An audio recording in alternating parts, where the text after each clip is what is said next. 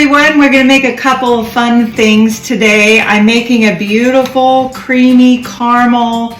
Like, you can use this on so many different things. You can use it on donuts, glaze your donuts. You can use it on brownies. You can use it on different ice creams. I love to put it in my full-fat, low-carb yogurt and just add a little bit for a dessert.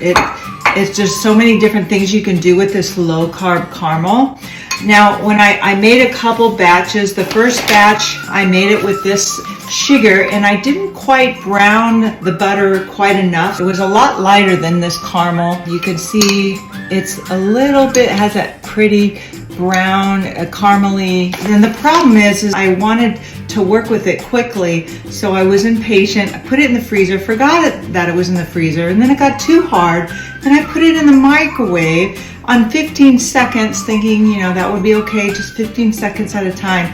It totally separated, and it turned out awful. It was just like the cream and the liquid just started separating, and it was clumpy, and it was just awful. It wasn't that smooth, rich, caramely texture. So this time I was more patient. I just let it sit out room temperature. It will harden as it gets cooled down. This will harden. And so the best way, if you're not going to use it until days later, you could just store it in your refrigerator and then just let it get to room temperature before you spread it on or pour it over a dessert or whatever.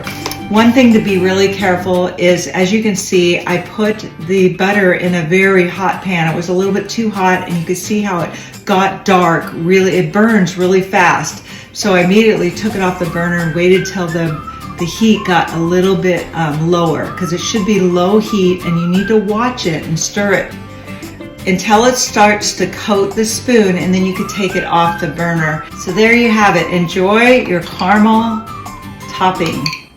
Low carb, absolutely delicious. Here's an update on the caramel that I made.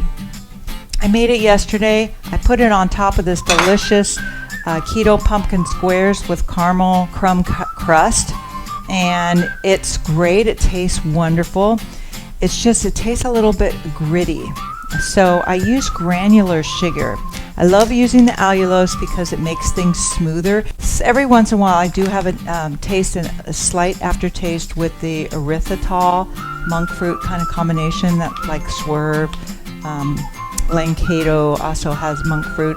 Great sweetener, but every once in a while I'll notice an aftertaste. Allulose, I don't notice it. It makes it nice and creamy.